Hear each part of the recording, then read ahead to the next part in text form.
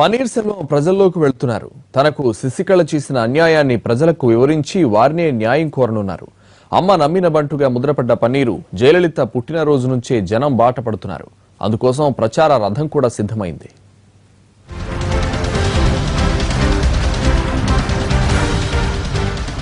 అమ్మ సమాధి సాక్షిగా అన్నా డీఎంకేలో శశికళ నాయకత్వంపై తిరుగుబాటు బావుట ఎగరేసిన పన్నీర్ సెల్వం ఇప్పుడు ప్రజల్లోకి వెళ్లేందుకు సిద్ధమవుతున్నారు.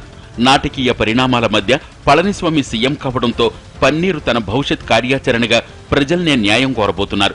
అమ్మకు నమ్మిన బంటుగా ముద్రపడ్డ పన్నీర్ సెల్వం శశికళను ఎదిరించి సీఎం అయ్యేందుకు ప్రయత్నించారు. అయితే ప్రజల మద్దతు లభించినప్పటికీ ఎమ్మెల్యేలు ఆయనకు అండగా నిలవలేకపోయారు. దీంతో సీఎం అవ్వాలనుకున్న పన్నీరుకు నిరాశ మిగిలింది. అయితే శశికళ వర్గంపై పోరుబాట పట్టిన పన్నీరు ప్రజాక్షేత్రంలోనే తేల్చుకునేందుకు సిద్ధమయ్యారు. రేపు జయలలిత పుట్టినరోజు. ఇదే రోజున తన పర్యటనను ప్రారంభించనున్నారు పన్నీరు సెల్వం. ఎంజీఆర్, ఎన్టీఆర్ తరహాలోనే రాష్ట్ర వ్యాప్తంగా పర్యటించేందుకు ఓ ప్రచార రథాన్ని కూడా సిద్ధం చేసుకున్నారు. మహేంద్ర జీపును కొంత మార్పులు చేర్పులతో రెడీ చేయించుకున్నారు.